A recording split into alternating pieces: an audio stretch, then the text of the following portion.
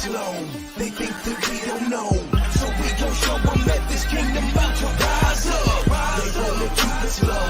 They think that we don't know, so we gon' show them that this kingdom about to rise up. Rise, rise, rise, rise, rise, rise, rise, rise, rise, rise.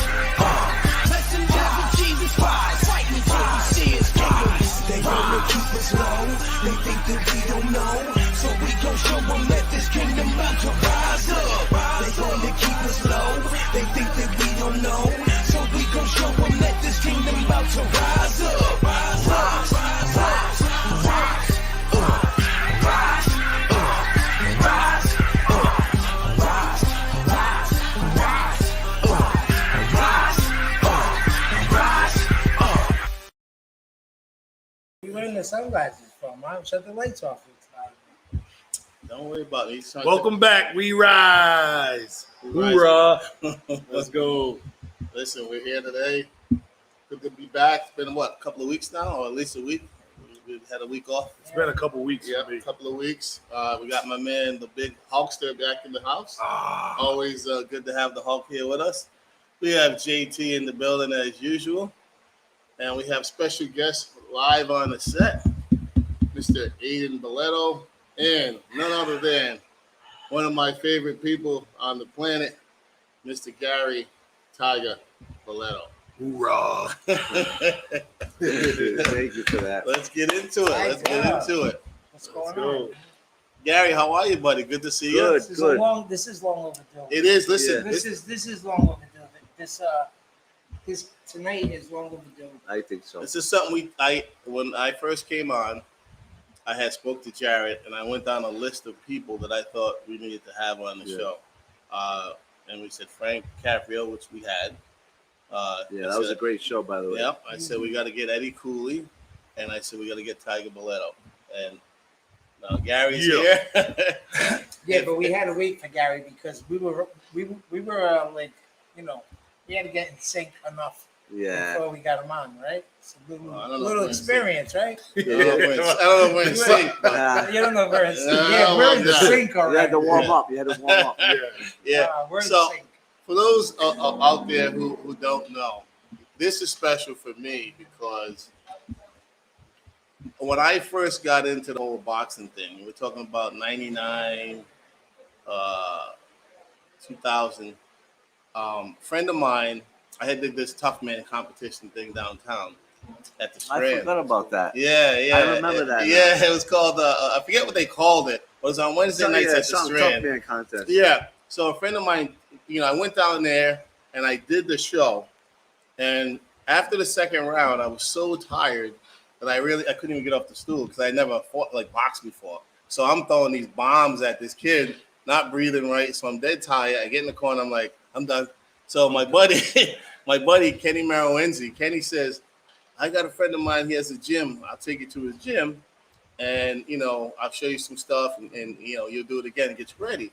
So he says, my buddy, he knew this guy Gary Boletto, and I'm like, all right, I've never heard of Gary before at that time. So I go down to the gym, start training. I met Gary, and right from day one, you were like awesome, brother. Like just very warm, very welcoming.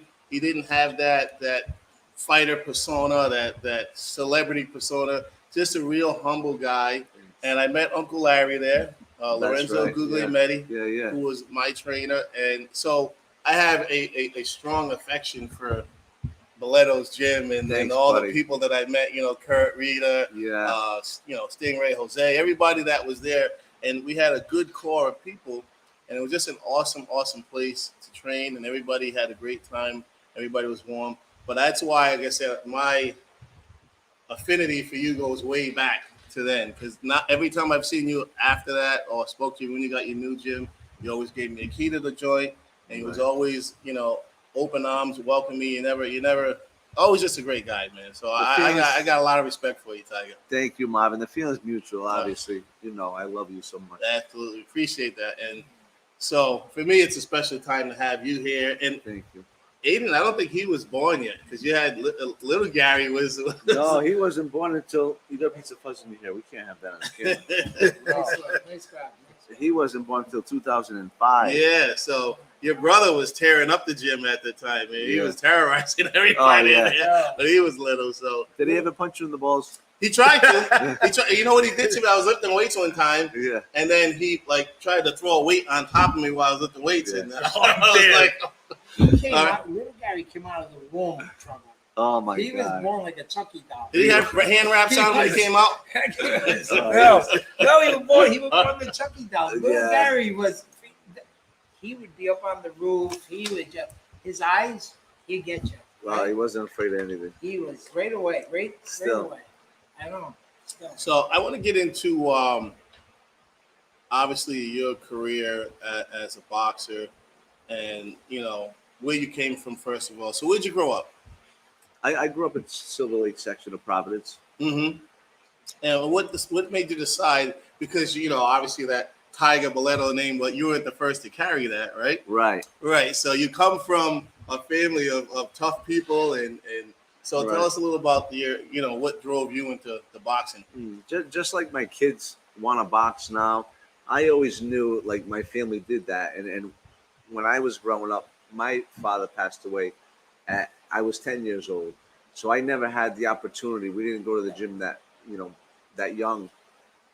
I never started, younger than 10. So, after he passed away, because of the stories I heard of my father and my grandfather, it was something I always wanted to try, And I tell a lot of people, like, your kids don't follow what you say, but they'll follow what you do. Right. It's just like an instinct. It's a thing that happens, and I think that's kind of why I got started. And I knew I was on a baseball team, and there was another boxer on my baseball team when I was like 10, 11 years old. This is in Coventry. Remember, I went to Coventry for a couple of years, and you used to sleep over and terrorize everybody. You might have to speak up just a little, Tiger. Yeah. Just because of all the background noise.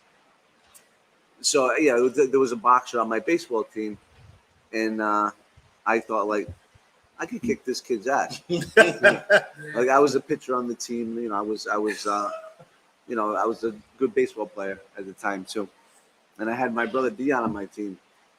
So Dion was like a nut. Yeah. Dion was a nut. Yeah. If he got struck out, he swore at the referee. Oh, okay. Yeah.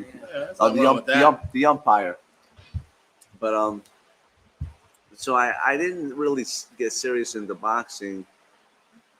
This is a long story, but I moved to Florida, and after I finished high school, I moved back home, and I met up with Jarrett.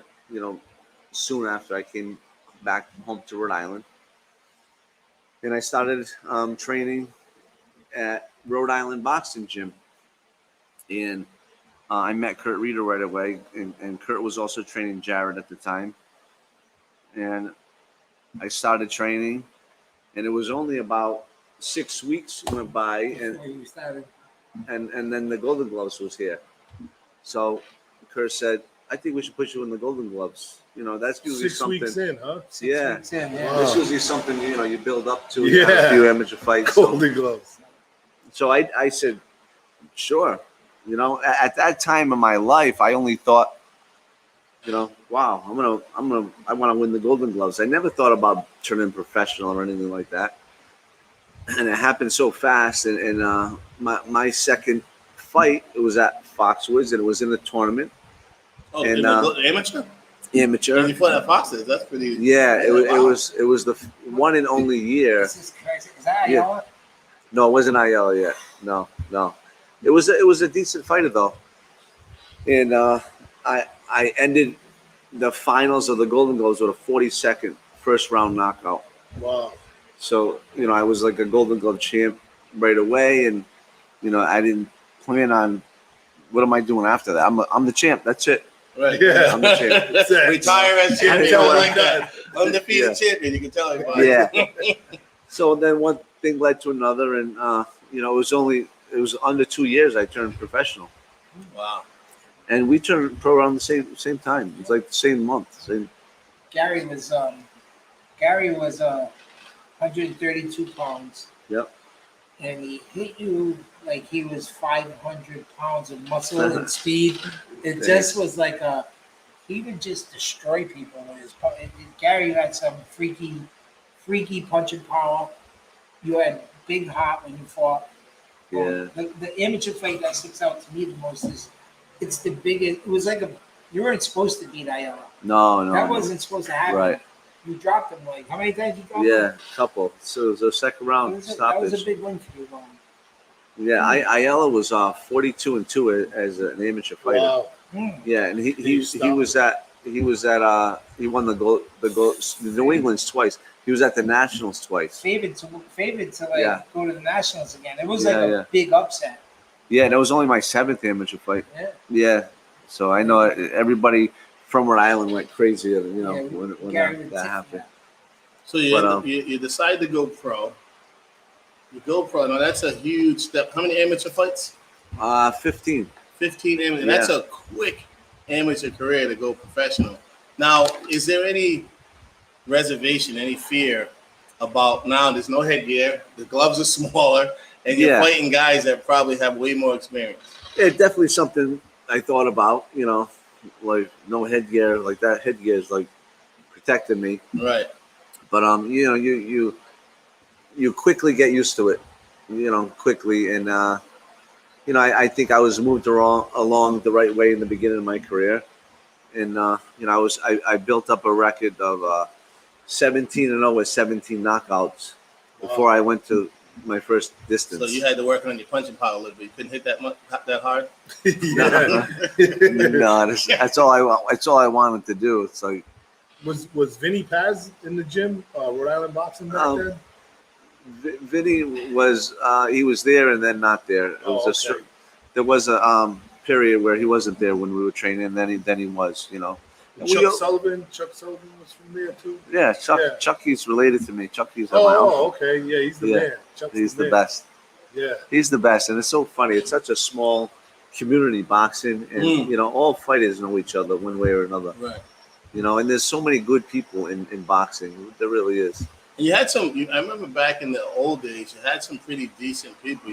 I don't remember Christian's last name, but you remember Christian? Yeah. He was pretty solid back then. I don't know what happened to him. And you had Omar down there. So you had some pretty, Joey Spina at the time. We had a lot of great fighters that came through the gym. Yeah. And so now you're a professional. You work your way up to a 17-0 record. Yeah. Tell me about the first loss. My How first difficult loss, was that? I was 25-0, and I fought a main event on ESPN against Michael Clark. Michael Clark was 28-2 at the time. Michael Clark had a lot of experience. He won the Nationals as an amateur, so he's been around. He was in with everybody. His 2 losses were both world title fights. So it was a step up. It was like, this is the fight. If I'm stepping up, I gotta win this fight. Mm-hmm. And I went a 10-round decision. I lost the fight in a unanimous decision, but I won the last 3 rounds of the fight. I lost the first 7, and I won the last 3 rounds. And I won the last 3 rounds because I was in shape. Was it the first time you ever been 10 rounds? It was the first time I've been 10 rounds. Yeah. Nice. That speaks volumes because when you go 17-0, we talk about this a lot. When you go 17-0 with 17 knockouts, you don't really have the experience. If you have to end up in deep water, you've never been there. That's right. And when your first time in a championship fight, not only did you go 10 rounds, but you won the last 3 rounds. Yeah, you started doing better towards the end. I did, and that's what I tell this guy, that you have to stay in shape. You have to be in shape. The guy who's in better shape has the better chances of winning. Now, when you say about being in shape, because I remember back in the days, I would like, hey, Tiger, and I'd hit him in the stomach, hey, Tiger, and it was like hitting this table, Yeah. Or I'd talk to him like, hey, because he always seemed like he was fresh and I'm like, oh, did you work out already? Oh, I went 10 miles this morning, and he'd work out at the gym. So you were always in phenomenal shape. Yeah, that's what I knew. And if I had to do it all over again, I would focus on boxing more than being so shaped and so strong, because it's all about the only way to become a better boxer is to box. And the more times you get in that ring, you could have an amateur fighter with 200 fights, but you can have a gym fighter with 3,000 sparring matches that's more experienced. Right. You need to get in that ring and you need to spar, and it's the only way you get better. All right, we're going to pick back up on Tiger Billetto's career when we come back from a little short break. We Rise Podcast, Tiger Billetto in the building. We Rise. Pharmaceutical company Prevacus says their new concussion medication Prevacol helps repair nerves and promote cell growth. We can get the drug in the brain in less than 5 minutes. And our plan is, when we get that diagnosis on the field of play, give the drug nasally, get it in the brain quickly. When it gets in the brain, it actually gets into the nucleus of your brain cells, and it reduces swelling, inflammation, and oxidative stress at the same time. When Jake and I first talked about this many years ago, one of my first questions was, will this help me? And he goes, no, this is for treatment immediately when a concussion, or you think a concussion has occurred. Yeah. The acute problems that exist later on in life, if we can take care of these at an early age and start getting some of these things to our children and grandchildren, and I think we can make this game, our game, football, a safer place. And so the whole goal is we're trying to make the game safer. And so Odyssey and this drug, we believe, can be a game changer in so many different ways. Yes, on the football field, in the game of football, because that's where my passion lies, but also in the game of life.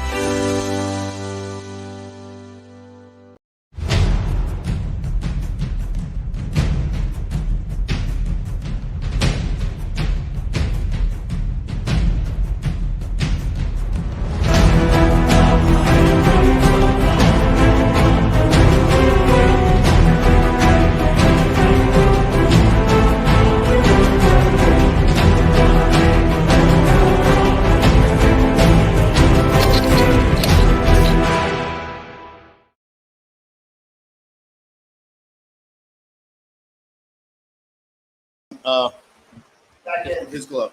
Welcome back. We Rise Podcast.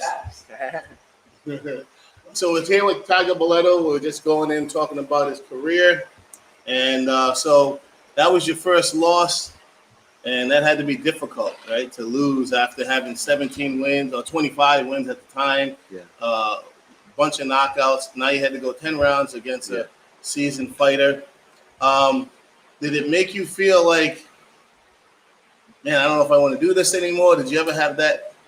I think I was definitely discouraged after that fight, but I didn't get hurt, actually. And the part that I didn't tell you is I almost knocked out my opponent in the 8th round, and that wasn't the first time this happened. Like, I was losing other fights, and then I scored the knockout. Not the smartest way to fight, but it worked for me sometimes. And it almost worked that night. It almost worked that night in the 8th round. He fell out of the ring and got back in and was saved by the belt. Oh, wow. Yeah. So and my opponent went to the hospital after the fight, and I went to the after party. So it wasn't that bad. Right. So it kept me wanting to stay. I'm not done yet. Obviously, off one loss. So at one point you decided to stop boxing, right? Yeah. And you started a career outside of boxing. Tell us about that. So along my whole career of fighting, I worked every day. I didn't have the luxury of boxing's my job, and I wasn't able to do that. So I worked every day, and I'm in the construction business. What's the name of your company? It's Billetto Construction. Okay. That's all I could think of. That's all right. Hey, listen, that works for me. But so I'm still building. I'm still and I'm a real estate broker. I have the real estate company. And what's the name of your real estate company? It's Billetto Real Estate. Whoa, listen. That's all I can think of. If it worked once, it can work again. That's all I can think of. It's like Montana Realty. We've been talking about this. Like, I want to.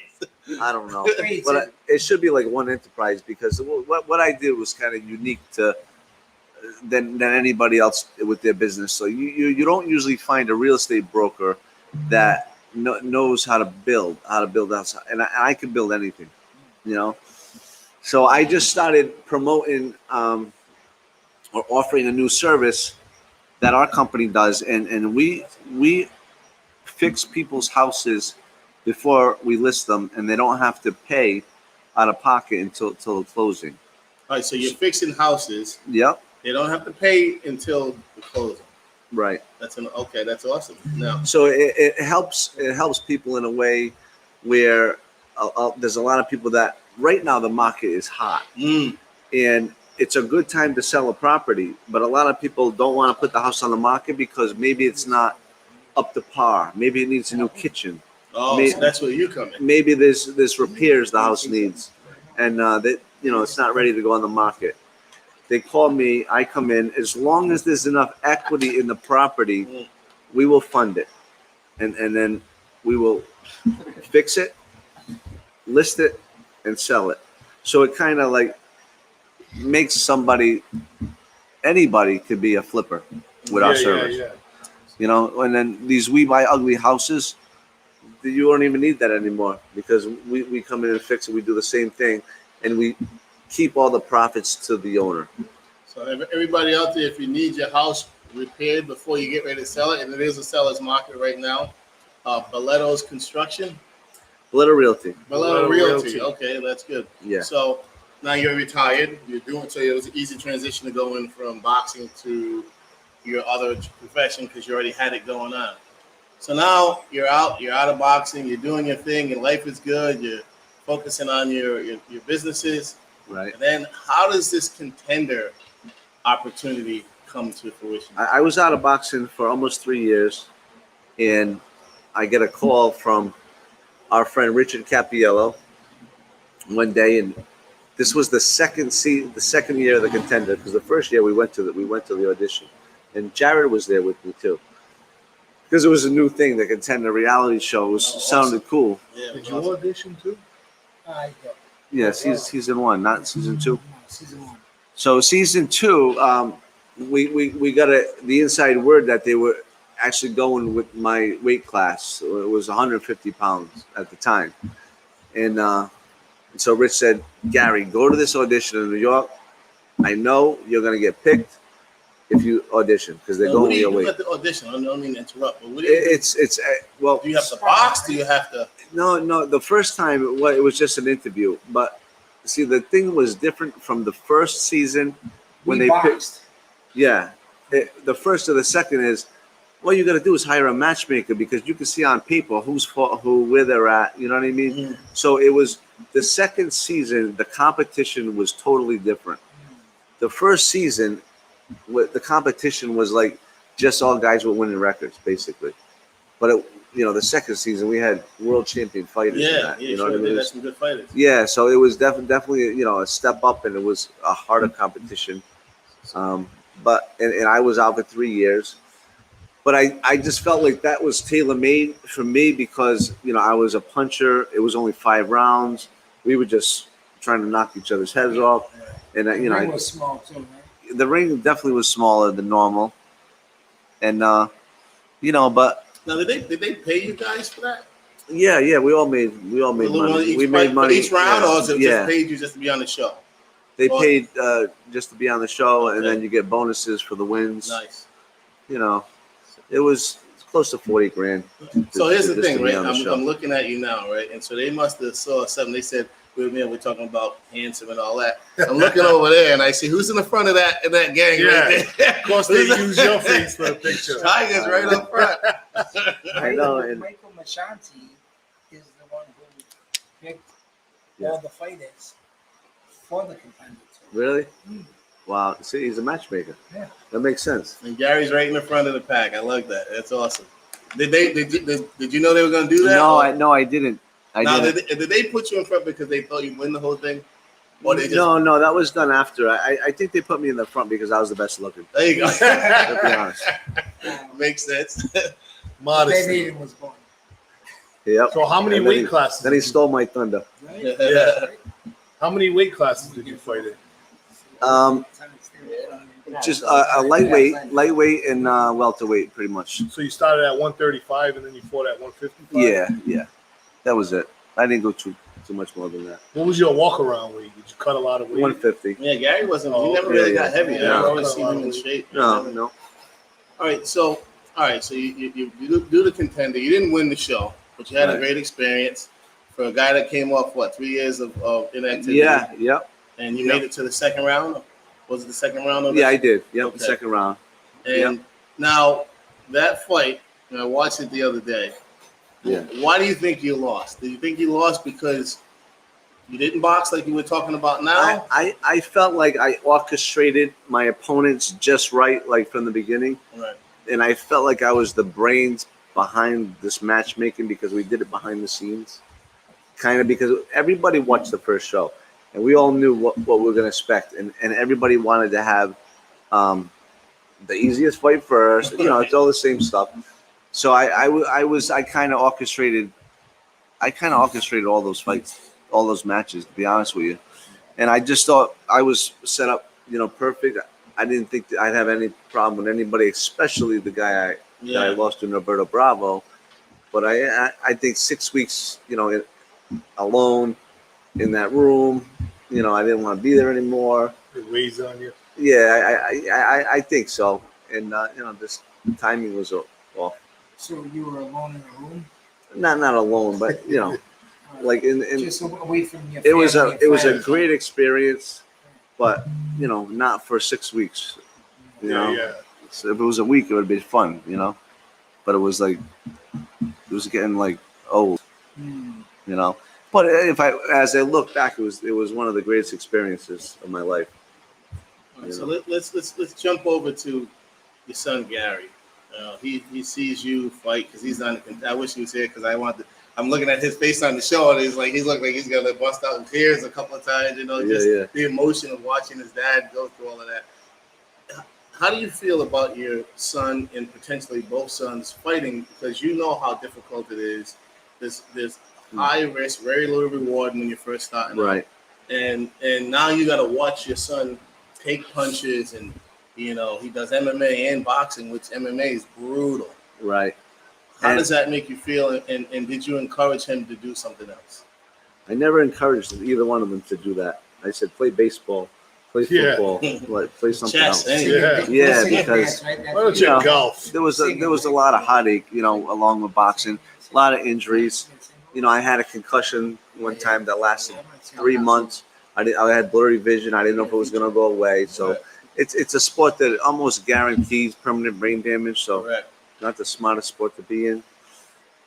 But like I said earlier, the kids, they don't follow what you say. They follow what you do, and they want to, do that. And obviously it's in the genes, and they're good at it. So Gary just fought in Orlando, Florida on April 30th, MMA. He's been out for over a year and a half with the pandemic. He had a tremendous win. But what was the most impressive thing about Gary's fight was what he did after the fight. And if you go back and watch that video, the way he honored his opponent, you can't even put words into it.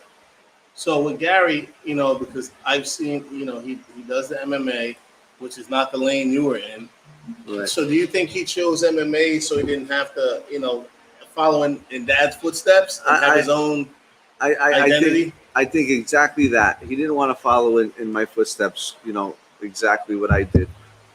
But it's in his blood. Obviously, he keeps coming back to it.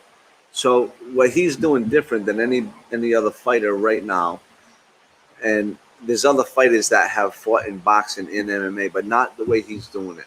On national television, on April 30th, he fights MMA, comes off with a beautiful win. A month and a half later, he's boxing on national television on the same station. Wow. So it's pretty, You think it's biting off more than you can chew? It's such a brutal, such a tough way to make a living, and you talk about Bo Jackson, Deion Sanders. These guys are playing double sports. This is a different double sport. Do you think that it's important to focus on one thing, or do you think that spreading yourself out like that? Yeah, coming from him directly, he said it's very difficult to transition back and forth. But if anybody could do it, he can do it. He does it well. And one sport complements the other in a way, if you know how to separate that when you get into that ring or in that cage. Yeah, because you're striking even when you're doing MMA. So the hands part of it's going to benefit you either way. Yep. So he's fighting, tell everybody, he's fighting coming up soon on what, June 19th? June 19th. Where's the fight and who's he fighting? Gary's never took an easy opponent. You know, a lot of us New Englanders, there was one way to fight. You build your record. You know, this was what we were taught. You build your record. You get the guys that are easier to beat in the beginning. And Mike Tyson did the same thing. Everybody did the same thing. Because you're building confidence. Look at Mike Tyson's opponents. You know what I mean? Yeah. So we all did that. It's a little different with MMA because it's different. It's definitely different. You take, and it's, I don't know why, but I mean, when I first stepped into MMA, it was always who was the best in the next fight, and whoever wanted to fight me, I would fight him. Right. So he's probably adapting to that mentality, which for me now, hindsight's 2020. I would have did it differently. Yeah, exactly. And I would have took a hard fight here and there, but build up. Yeah, you want to build up, and but he's been tough every time. Yeah. So now the opponent that we just chose for this fight has an identical record to his MMA record. He's 6 wins, 2 losses, and he has 2 knockouts and submission. It's very similar to Gary's overall record. The only thing this opponent doesn't have is a pro boxing match. Gary has 1. So, like I said, we're stepping up every time. We're not fighting guys. We're in this to go to the top. We're not in this just to make a name and make quick money. So that's June 19th, Cranston Stadium, right? Yep. And the show starts at what time? The show starts at 12 noon. 12 noon. Doors open at 12. There's a professional card. It's on UFC Fight Pass. Then there's going to be an amateur show at 7 p.m.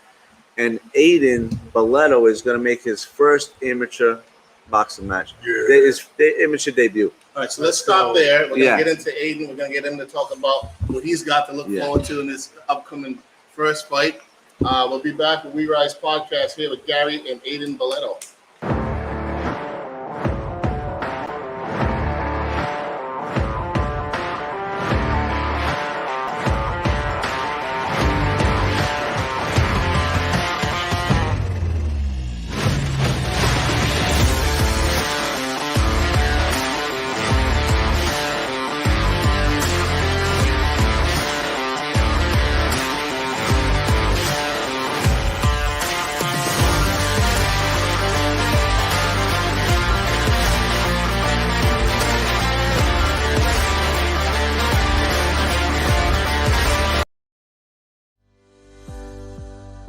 Pharmaceutical company Prevacus says their new concussion medication Prevacol helps repair nerves and promote cell growth. We can get the drug in the brain in less than 5 minutes. And our plan is when we get that diagnosis on the field of play, give the drug nasally, get it in the brain quickly. When it gets in the brain, it actually gets into the nucleus of your brain cells, and it reduces swelling, inflammation, and oxidative stress at the same time. When Jake and I first talked about this many years ago, one of my first questions was, will this help me? And he goes, no, this is for treatment immediately when a concussion or you think a concussion has occurred. Yeah. The acute problems that exist later on in life, if we can take care of these at an early age and start getting some of these things to our children and grandchildren, and I think we can make this game, our game, football, a safer place. And so the whole goal is we're trying to make the game safer. And so Odyssey and this drug, we believe, can be a game changer in so many different ways. Yes, on the football field, in the game of football, because that's where my passion lies, but also in the game of life.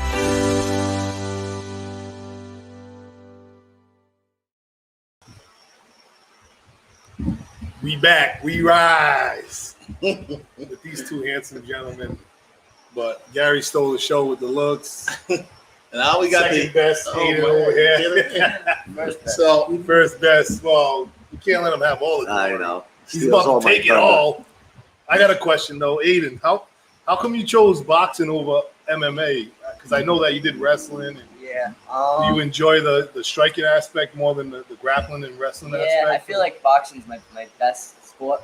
Yeah. I feel like I enjoy it the most, and I want to be knocking people out. Uh-oh. Yeah. Old State, look at Gary. That's my boy.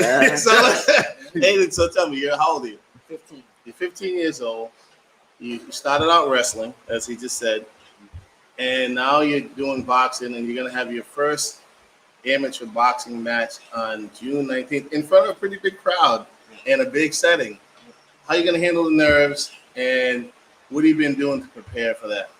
I've been training with his old trainer, Kurt Reeder, and we've just been training every day, training hard. And with the nerves, I don't know. I kind of like. I don't know. I want everybody to watch. Nice. I want everybody to watch. I want everybody to come. You need that. The more people, the better. So now, have you been sparring? Have you been? Yeah, sparred today. He took me earlier. Got done. He said it was the best time I ever sparred today. Really? He did. He's only been in the gym training for 2 months, so he's still green, but all his fundamentals are just right. Trying to get him relaxed a little bit. Yeah. You guys know all the stuff that we teach, and I think it's all going to come together for him, just in the right time. So the gloves are coming up in August, and I don't know if he's too young for that. I think so. They changed the gloves, so now you have to be 18, not 16. Remember, it used to be 16. Really? You have to be 18 Really? to fight in the Golden Gloves. Okay. So he's fighting. I was 15 and a half. Yeah, really? When I fought my first year. Yeah, that's how it was, because it was 16 and up. Yeah. But now they have 14 and 15 together. Then they have 15 and 16 fight each other, and then 17 and 18 as in one class, and then 18 and up. I'm sorry, Wait. 16 and 17 go together. But 16, 17, is it aren't Golden Glove no more? No, they have a separate division. You win the 16 and 17 That's it. age It's division. not a Golden Glove. Yeah, Wow. maybe it's a Golden Gloves, but it's that they division. started this year? I think so. USA Boxing? I don't know if they started this year, because they said they changed it again from a year ago with the ages. I gotta So look into that. So Aiden, you're gonna go in there. You're gonna have. I know the right now it's a very, but when you walk into that stadium and you may have thousands of people there, and the lights are shining bright. Sometimes that adrenaline, that anxiety, Try to get 'em. it grabs you, it grabs a hold of you. God. So you're gonna have to, dig real deep internally. Other times, that's exactly what people like us Some people need. thrive on it. yeah, Some people are gonna be the best gym fighters. Some people are gonna look That's great right. in the gym. You can look like Muhammad Ali in the gym, but when you get in front of a crowd, you freeze and you're not the same person. Some people are better show fighters than they are gym fighters. I was always a better showtime fighter when the lights and the camera and it was time to roll. same. It was like, right? Gym was one thing, but when it mattered the most, that's what I wanted to do. I would That's what say wanted I would to say do. just go out there, have fun. Yeah. Learn, but most importantly, like embrace the experience, like your whole career, your amateur career. If you go pro, whatever you do, embrace it and just as you go, enjoy the moment. You know what I mean?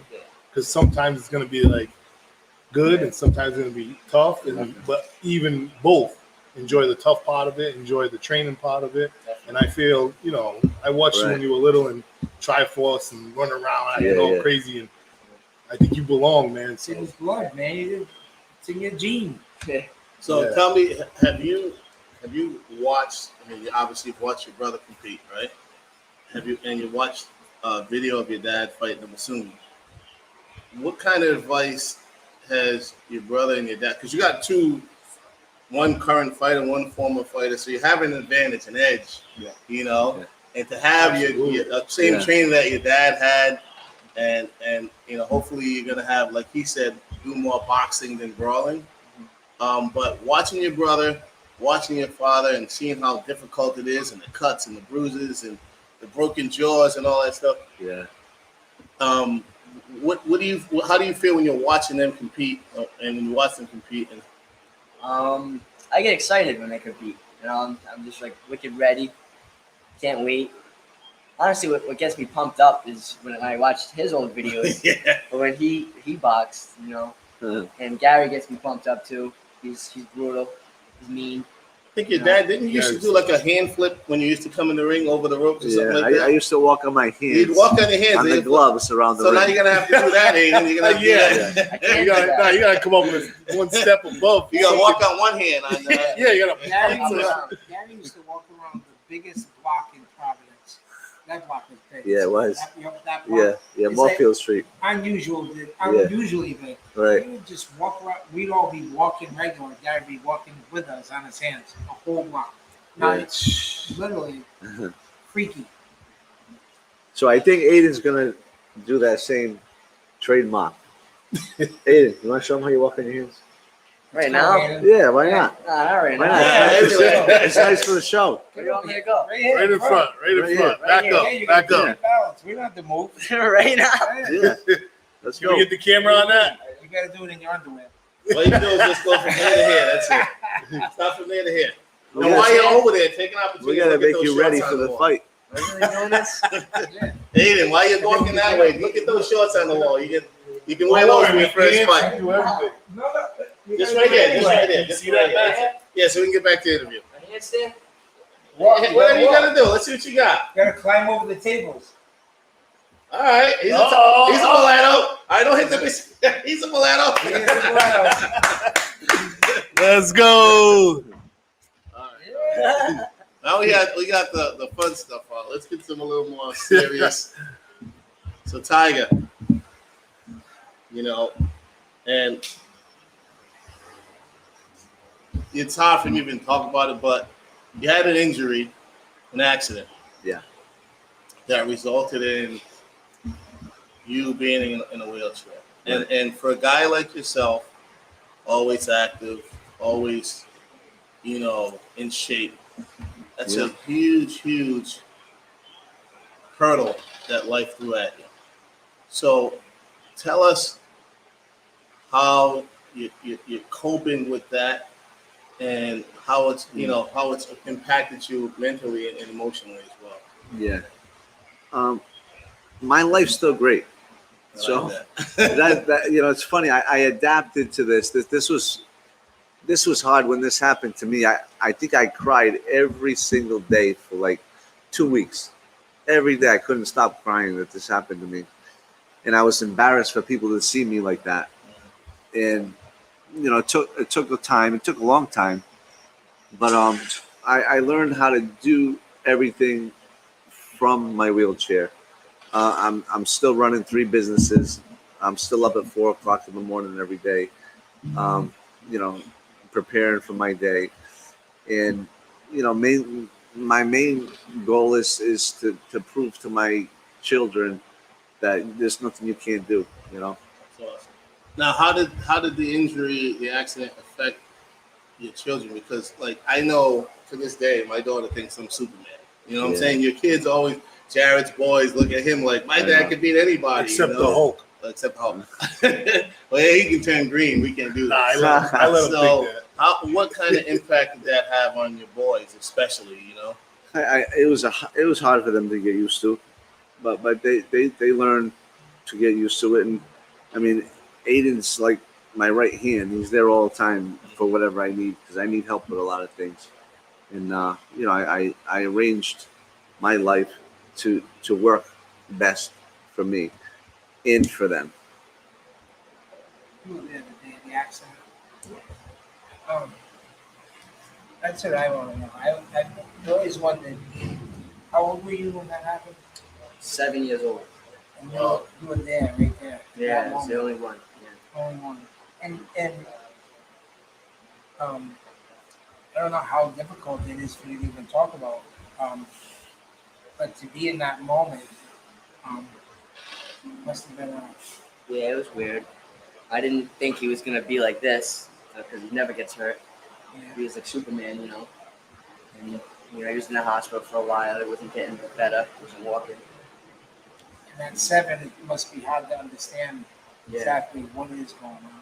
Yeah, it was weird, but cooperated with it. Just Everybody did, yeah. And I watch you and Dad's relationship, and I just love it. It inspires me to be a better dad and to do better. And you guys are something else. You with all your kids, Gary, you're an amazing father, amazing person, amazing heart. One of the best to do it right here. Tiger Boletto, Aiden. Tiger, do you do any foundations, any fundraisers? What do you got going on to help people to cope with being confined to a wheelchair? I do have a foundation, and we opened up the first and only adaptive gym in the state of Rhode Island, and I think it's the only affordable adaptive gym in the country. And when I say adaptive gym, people don't really understand what that means. So adaptive gym means we have over $150,000 in equipment that I raised, and it's for people that have paralysis. So I can't move my legs like everybody else that uses this gym. But there's a way you can maintain the muscle in your legs, the circulation, the bone density. You can still stay healthy with this equipment. So nobody can lift weights with their legs if they're paralyzed, can't move them. But the electric stimulation and the vibration therapy, the machines that I have over there, is helping numerous people. I have people that are using this gym that come in and thank me for this priceless gift because there was no such thing before. I was going to a gym in Canton, Massachusetts, and it cost $100 an hour to use this gym. Wow. And insurance didn't pay. And even if I could afford to do that, I don't want to pay $200 for a workout. It was a 2-hour minimum, by the way. Right. $200 a day to get the same exercise an able-bodied person would get by going to any gym in the state for under $50 a month. Yeah. So that's when I decided, that's what I opened my foundation for, to build an adaptive gym where it doesn't cost anybody anything different than a regular YMCA gym membership. Awesome. That's awesome. And where's this place located? We're at the Cranston YMCA. Cranston YMCA. So not only is it an adaptive gym for people with injuries like this, it's integrated with the regular fitness center, so you guys can come exercise with me while I'm exercising. Oh, that's cool. With my family, my friends, girlfriend. So that's what I envisioned and I put it together. Nice, that's awesome. So I'd be remiss not to mention your daughter. I know you have a daughter, Haley, right? Yes. And a lot of times the focus gets put on the athletes, but your daughter's pretty talented herself, right? So tell us about her and some of her abilities and what she's done and doing now. Haley's like super smart. She's a smart businesswoman. Now she's doing the eyelash. I call it, she's an eyelash installer. She says, that's not what it's called, Dad. Installer. I said, how many eyelashes did you sold today? But she has her own business, and now she's living in Boston. Nice. And she's got a business there, and she has a business here. And she did a little singing, didn't she, at some point? And she's making her own brand of eyelashes. Like her own, but she's kind of lost interest a little bit. And maybe you guys can help me beg her to sing for this. Let's go. We'll make her an offer she can't refuse. Don't worry. It's hard to get. It's hard to get Haley Boletto on that. Yeah, I want Haley to sing at least the national anthem because both of her brothers are fighting. Oh yeah. Oh yeah, that'd be awesome. She does the national anthem. Yeah. Where can we hear her music? Does she have like a? She has music on iTunes, Spotify, all those stations. She's actually made pretty good money on her music already. So would you just type in Haley Boletto? Yeah. Is it? Okay. Yeah, just type in her name. You'll hear them all. Now I got to say this, right? Because I have a daughter, and here's how I think they should go. And I feel sorry for anyone that wants to date Haley, but she should have a talk with Dad, she should have to do a round, 3 rounds with Gary and 3 rounds with Aiden. 3 rounds of MMA, 3 rounds of boxing. And then when they make it through that, then they're good enough to date her. But you always say to them, but you don't have to say anything after that. No. Just remember. Yeah. And that's it. So I think that's how we're going to set it up. You talk with Dad. Anyone out there who's interested in Haley, you're going to talk with Dad first. You're going to get to talk. You're going to go 3 rounds with Gary and 3 rounds with Aiden. If you make it through that, if there's anything left to you, then you can date it. If you come back tomorrow. Haley has a wonderful boyfriend. His name's Nick. He's a fireman in Boston. And great guy. All right, you got a hero. Right, it took a hero. It took a hero to get in. But Nick, you still can get to talk. Don't worry. We love you, Nick, but. So, all right. So we got the 19th. We're looking forward to. We're gonna have hopefully a lot of people come out for that show to see some of the images. I think we might try to get some people on that show as well, on that card as well. We're working on it, right? Working on it. And then again, for those of you who are interested in Shannon Briggs, who's you trying to get on there? Shannon Briggs and Jared. You know, we're going for bigger fish now. Jared's off for Shannon. He's off for Shannon Briggs. We're going for Jake Paul right now. That's what we're going with. Jared Tillinghast versus Jake Paul. Let's go. What do you think about that? I'm Don't start getting all. Are you stuttering? No. We'll cross that bridge. Don't worry about it. And we will cross it. We'll be back. We Rise Podcast. Pharmaceutical company Prevacus says their new concussion medication Previsol helps repair nerves and promote cell growth. We can get the drug in the brain in less than 5 minutes. And our plan is when we get that diagnosis on the field of play, give the drug nasally, get it in the brain quickly. When it gets in the brain, it actually gets into the nucleus of your brain cells, and it reduces swelling, inflammation, and oxidative stress at the same time. When Jake and I first talked about this many years ago, one of my first questions was, will this help me? And he goes, no, this is for treatment immediately when a concussion or you think a concussion has occurred. The acute problems that exist later on in life, if we can take care of these at an early age and start getting some of these things to our children and grandchildren, and I think we can make this game, our game, football, a safer place. And so the whole goal is we're trying to make the game safer. And so Odyssey and this drug, we believe, can be a game changer in so many different ways. Yes, on the football field, in the game of football, because that's where my passion lies, but also in the game of life.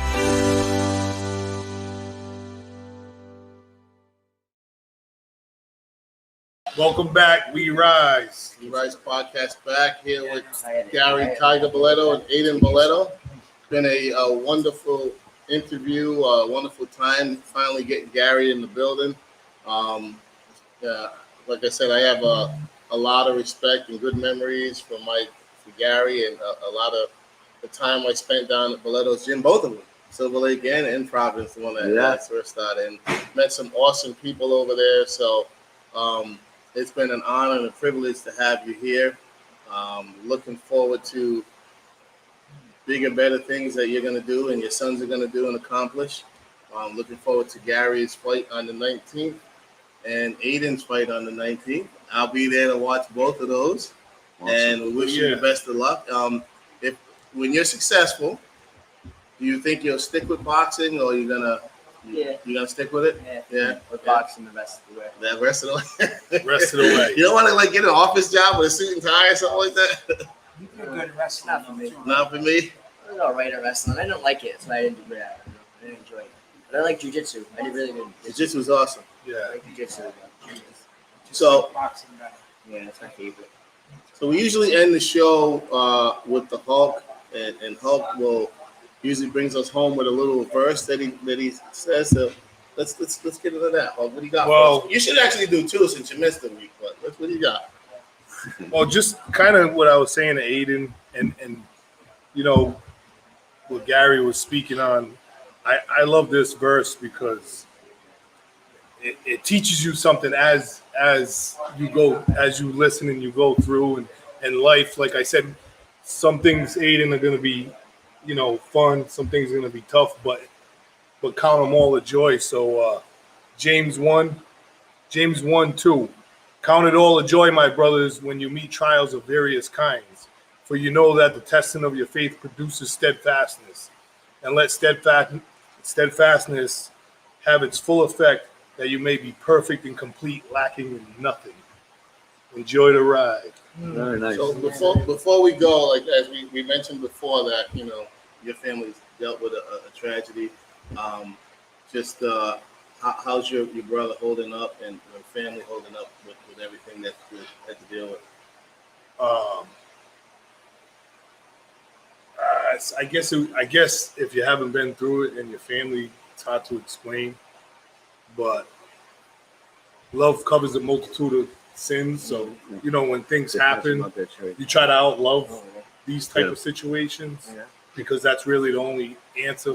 There's no, you can't really come up with why this, why that, and answers to the questions. So, I mean, my brother's strong. My brother's really strong. He's a different type of breed. But you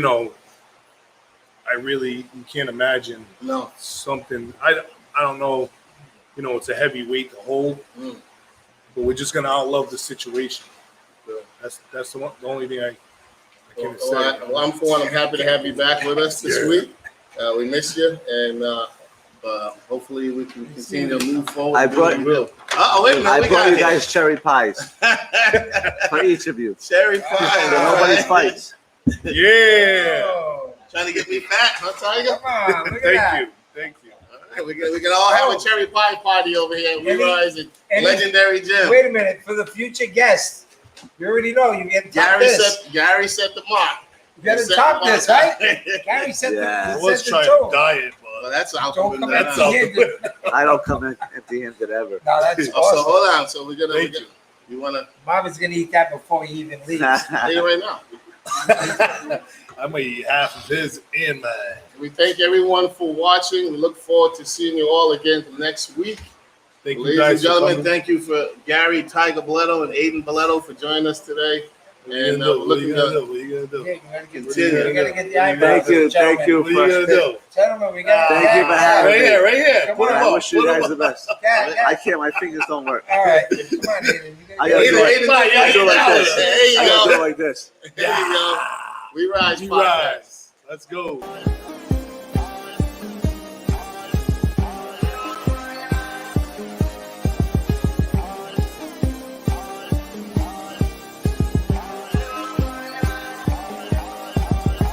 They wanna keep us low.